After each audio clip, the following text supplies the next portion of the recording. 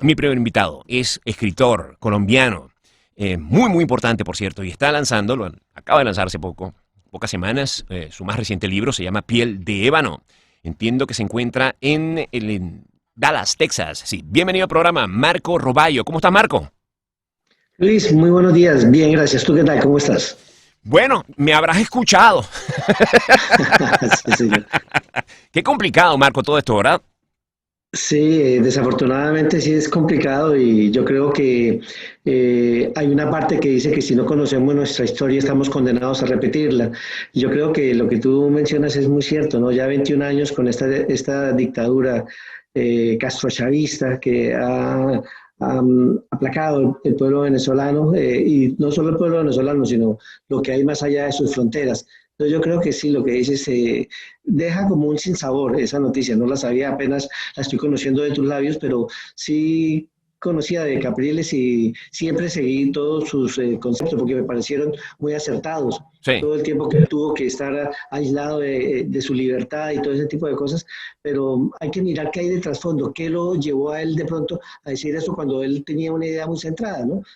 Hay algo como oscuro, no sé, hay claro. algo que como que está detrás de eso que no se entiende, pero sí lo que tú dices también es cierto, el que se dividan le dan oportunidad a este dictador a que tome más fuerza, más poder. Correcto. Oye, tú que eres Desafortunadamente. escritor, Marco, y me imagino que una de tus habilidades es como imaginar la conformación de una historia, cuáles son las ramificaciones que puede tomar, los nudos, los desenlaces.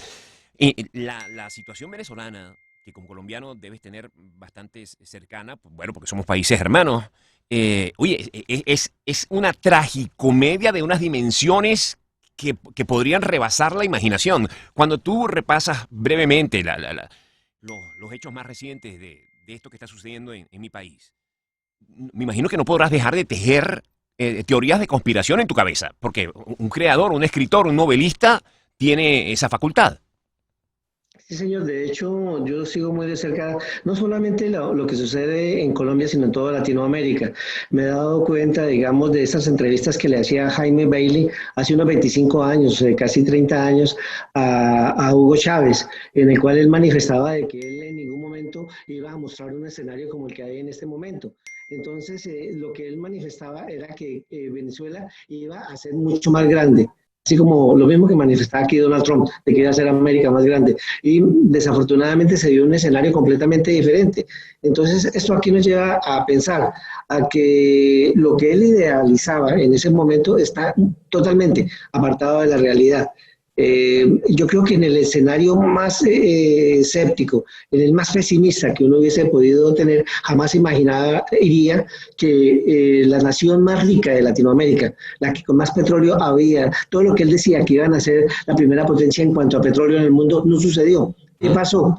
¿Qué fue lo que hizo cambiar esa historia? Entonces hay que mirar tras bambalinas todos los efectos que hay. ¿Por qué? Porque de todos modos se sabía que Hugo Chávez tenía un lugar en Cuba donde tenía un penthouse, tenía un montón de cosas, comodidades y mucha de su familia estaba organizada no solamente allá en Cuba, sino también en Florida, en Miami, en este tipo de escenarios. Entonces uno se puede pensar si estaban realmente ellos idealizando a dónde querían llevar, si era el propuesto real que ellos tenían o era únicamente enriquecerse unos pocos a costa de todo el pueblo. Sí, sí. Entonces, eso es complicado. Oye, pero Marco, permíteme adentrarme ya en el tema de tu libro, porque, como bien decías, hay que estudiar la historia, hay que repasarla, hay que investigarla para entender por qué somos como somos, de dónde venimos, de dónde vienen nuestros hábitos, nuestros aciertos y nuestros desaciertos. Piel de Ébano, la lanzas ahora mismo, fue en julio. Cuéntame un poco de la historia y qué te motivó a escribir este libro.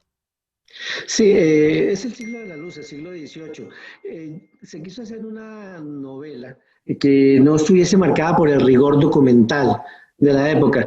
Cuando nosotros nos hablaban, Luis, de pronto a ti también te pasó, cuando nosotros estábamos por allá en la escuela, en la secundaria, nos hablaban de historia y para nosotros era un tema muy aburrido. De pronto hablar de los reyes godos, de los visigodos y de todo ese tipo de cosas, y de una mujer esclava, subyugada, como ella, ese virreinato de la Nueva Granada de finales del siglo XVIII y antes de la República, antes de que todas nuestras naciones se independizaran por la gestión independentista de Simón Bolívar y Francisco de Miranda y de todos estos protagonistas de la historia. Y a ver, ¿cómo defines la esclavitud a través de los ojos de su protagonista? Ella es una esclava, no sé, es una esclava con privilegios, es una esclava que es maltratada. ¿Qué tipo de esclavitud es la que ella sufre? Sí, ella es una esclava privilegiada porque cuenta con los favores del amo. El amo siempre está detrás de ella, le está dando un soporte por ser mulata, es hija de un blanco, pero eso para muchas personas no era bueno, era nocivo. El hecho de ser mulato para la época del virreinato, de finales del virreinato, era una cuestión nociva porque era una estigmatización que se le daba a la gente. Era bueno ser blanco o ser negro, pero ser mulato no. ¿Por qué? Porque se decía que era como una simbiosis, algo de lo que sucede como las mulas. De ahí viene la palabra, se deriva Ajá. de mula, que no es ni yegua ni es asno. Entonces buscaban como que nadie quería hacer eso, era una palabra peyorativa, era totalmente despectiva con la que se trataba a los mulatos. Entonces ella en ese momento dice, bueno, yo no quiero ser piel canela, yo quiero ser piel ébano, como su madre, o blanca como esto. Entonces ahí es donde comienzan a generarse, Luis, una parte interesante de lo que fueron todas las castas que se dieron en América. Se hablan de 22 castas diferentes en el momento en que llegan los españoles, donde hay mezclas con mestizos, con afroamericanos, con una serie de personas que dieron un total de 22 castas diferentes. Es la más rica mezcla de etnias que hubo en toda la historia. Wow, bien. Ya vamos a seguir conversando. Estoy conversando con Marco Roballo desde Dallas, Texas. Su más reciente libro se llama Piel de ébano. Ustedes sintonizan Arriba Miami. Velocidades de los tiempos que transcurren, de lo digital, de lo corto de la comunicación, del Twitter, 140 caracteres, ahora 280, un minuto en Instagram. O sea, todo es tan rápido, el cerebro del ser humano hoy día va a una velocidad tan fuerte que te consulto.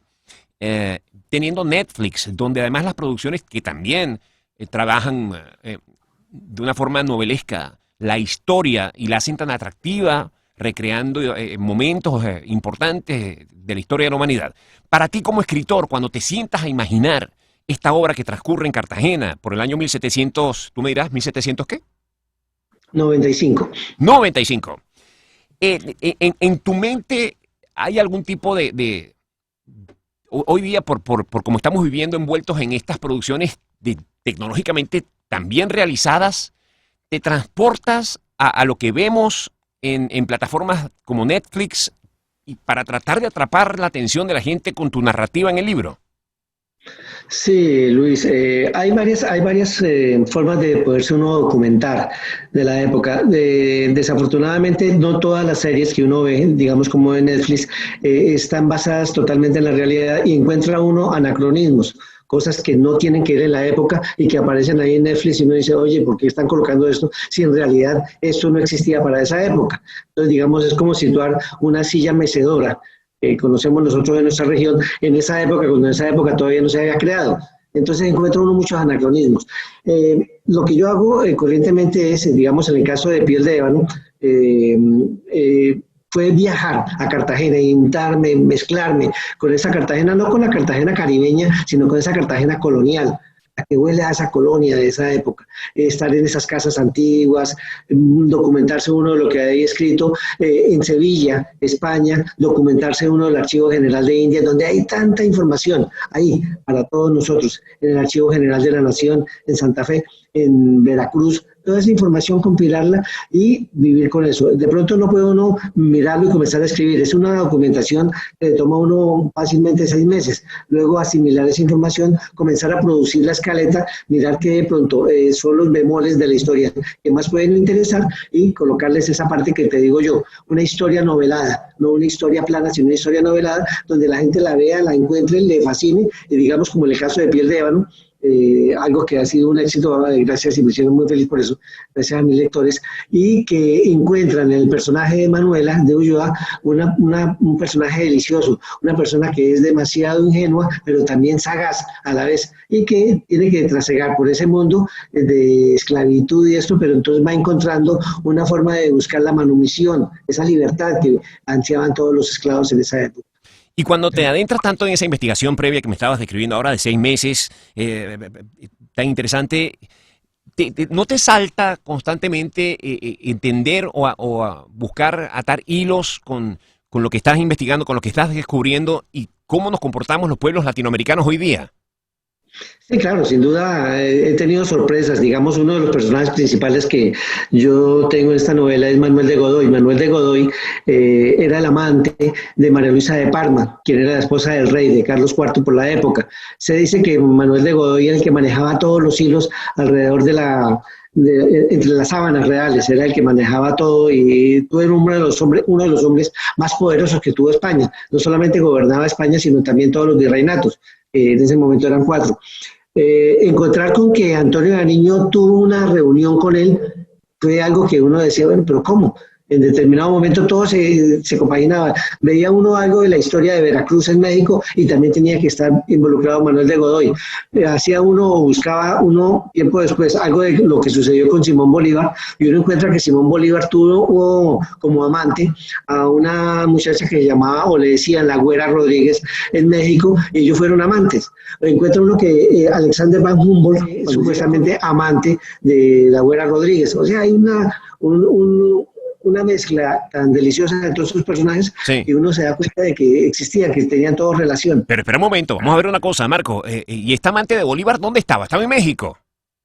Sí, ella fue hermana de Josefa Rodríguez, una persona muy influyente, que estaba cercana del virreinato Ajá. en Veracruz. Claro, o Ella sea, es una de las asesoras. claro, Eso no, pero para que eso, hoy día, lo que hace hoy día muchas personas, que es prueba digital y tal, y entonces se mandan mensajes de texto y cuestiones. En aquella época, para tener un amante en México y Bolívar vivir en Venezuela, sí, ¿qué clase de aventura era esa? para que te des cuenta, resulta que eso que te estoy comentando no hace parte del libro, pero hace parte de la historia. Simón Bolívar, tú sabes, él salió de Venezuela muy joven, él era huérfano, se fue para Madrid, España, pero entonces hizo escala en Veracruz. Una semana y media le tomó al Libertador enamorar a esa niña y hacerse amante de ella. Claro, ella era mayor. Bolívar tenía en ese entonces 16 años, mientras que ella tenía 20. Y se hizo amante de ella y tuvieron una cuestión muy platónica que de hecho esas ideas libertadoras las engendró en ella. Porque me imagino que no solamente pues, se dedicaron a tener sus relaciones, Ajá. sino también a hablar de cuando en vez, y una de esas cosas fue esas ideas libertarias que traía Simón Bolívar y que acentúan el pensamiento de Bolívar cuando él llega a la coronación de Napoleón Bonaparte en Francia. A ella le queda esa idea libertaria y comienza a conocer un poco de personajes como Hidalgo, como Iturbide, que son a la final y a la postre los que logran la independencia mexicana. O sea, hay una unión, una mezcla interesante. Marco, ¿te has dado cuenta de que esto que acabamos de hacer o que estás haciendo tú es como una suerte del gordo y la flaca de 1700? Sí, sí. Totalmente, es lo mismo, sí. Lo mismo. Mira, Marco, qué interesante. ¿Cuál es la casa editorial del libro de Piel de Ébano? Editorial Planeta, es Editorial Planeta. Y se puede conseguir por supuesto, se puede bajar en las distintas formatos digitales, pero hay audiolibro de tu libro. No en este momento, pero sí lo están haciendo en España. El libro se consigue en cualquier editorial Planeta en España, México, Argentina, en Estados Unidos lo tenemos por Busca Libre, que es la que está haciendo toda la cobertura del libro y sí, claro, está disponible en todas las plataformas digitales. ¿Qué opinión te merecen los audiolibros? En especial, en particular los tuyos, porque cuando me imagino al poner y al escuchar a una voz en off, repetir tus palabras, o sea, tú como autor, ¿cómo te sientes? Me siento identificado cuando está bien hecho el proceso. Ahorita en Miami precisamente están haciendo un audiolibro de uno de los primeros libros que yo escribí. El cuarto se llama El Gran Genocidio. En El Gran Genocidio están haciendo ese trabajo. Y cuando uno escucha, que digamos cuando uno va manejando y uno escucha qué es lo que están diciendo y cómo lo están diciendo, uno encuentra la voz. Ojalá que no se pierda esa voz de autor. Si se puede hacer así, magnífico, porque es algo que nos está llamando. O sea, la pandemia, Luis, ha llamado a tantas cosas diversas que nosotros no teníamos, como posibilidad hace un año. Pero ya hoy en día lo que es el audiolibro, lo que es el libro virtual, todo ese tipo de cosas han desplazado un poco el libro físico. Yo creo pues que tenemos que ir de la mano con el cambio en la tecnología, con el cambio que nos está llevando esta pandemia y pues se ve eso, ¿no? Y tú que has repasado tanto la historia, Marco, te consulto, ¿cuál consideras tú, basado en la experiencia, es la vía a tomar, específicamente por los líderes de los distintos países del mundo, para sacarnos adelante con la energía que necesitamos toda vez que somos el motor que mueve la economía, bueno, la sociedad es la base de lo que hace el país. Luis, yo me siento un poco defraudado por la corrupción tan tremenda que hay en todos los países. Muchas veces uno escucha que el país más corrupto es México, al día siguiente escucha uno que es Colombia, luego escucha uno que es Chile, que son todos estos países latinoamericanos, que es Brasil, que es una de las cabezas a nivel latinoamericano. Y uno... Perdón, Marco, disculpa que te interrumpa, pero como venezolano exijo que incluyas a Venezuela en esa lista. Por supuesto. Muchas Venezuela, gracias, muchas gracias. Está en todos los países y es un sentimiento que crea un malestar, le da a uno, Luis, y yo creo que tú lo sientes cada día, dolor de patria. Uno le da dolor de patria aquí, viendo lo que está pasando en el país, porque muchas personas piensan que uno sale del país y uno se olvidó del país. No, uno está todos los días pendiente de lo que sucede allá. Y lo que está sucediendo, pues le da a uno, todos los días se descubren desfalcos, se descubren robos, se descubren malversación de fondos. ¿Hasta dónde de pronto el pueblo puede aguantar? Yo creo que en el momento que se dé esa participación ciudadana, en que el ciudadano del común tenga de pronto ese derecho a poder expresar lo que siente y acabar con tanto líder que está haciéndole daños a los países. No se trata de esto de quién está en la izquierda, quién está en la derecha, no se trata de eso. Se trata de acabar con todo esto y que ya se tenga, digamos, líderes que realmente vayan por la gente, que vean qué es lo que la gente necesita. Desafortunadamente se está sesgando mucho, digamos, en mi país. Con dolor veo que la gente o es de derecha o es de izquierda y están marcando un camino demasiado fuerte, se está dividiendo el país. Está sucediendo lo mismo que sucede en Venezuela. Se termina dividiendo el país y a la postre vamos a terminar en lo que está, digamos, en una dictadura como la que está pasando en este momento. Y siente que esa división además tan meticulosa, tan estratégica para afianzar en el poder a quienes están haciendo ese daño tan profundo en nuestros países, se está repitiendo en alguna manera aquí en los Estados Unidos. Yo lo veo un poco diferente. Digamos, la diatriba diaria de Trump es de que Biden es un socialista arraigado. Yo no lo veo tanto así. O sea, pienso que lo que está haciendo Trump a nivel de economía en un momento funcionó, pero ha dividido también mucho el país. En el momento que él subió, se abrió esa parte xenofóbica que estaba oculta entre mucha gente blanca. Y yo creo que eso ha marcado un poquitico la parte de persecución hacia los negros, y yo considero que eso no está bien. ¿Por qué? Porque igual que la raza afroamericana, también está la raza hispana, están los asiáticos. O sea, de pronto en su momento, las personas que fueron tomadas en cuenta como a quienes perseguir fue la raza blanca, pero ¿qué es de los demás? Ahora, no sé si tú tuviste conocimiento hace poco, también una mujer soldado que estuvo o que fue asesinada, que era de aquí de Texas, que fue asesinada en ejercicio de sus labores. A ella no se le dio ese despliegue. Pero ¿qué pasa también con los hispanos? O sea, yo creo que no solamente esperar a que nos toque a nosotros en cuerpo presente, que es lo que nos está sucediendo, sino que también tenemos que apoyar esto. Entonces, yo creo que aquí, de alguna manera, la elección anterior de Trump fue una forma como de cobrarle la deuda que había dejado Obama. Obama había prometido muchas cosas. En el momento que él falló, entonces escogieron un cambio. Eso es lo que sucede en nuestros países. Yo creo que cuando hay políticos, digamos, si tú te acuerdas de Caldera y de todo ese tipo del COPEI, de los que estaban en Venezuela en determinado momento, al hacer las cosas no bien transparentes, al haber un tipo de malversación de fondos, de clientelismo, de todo eso, la gente quiso cobrarle esto. ¿Y cómo lo hizo? Yéndose un poquitico hacia la izquierda.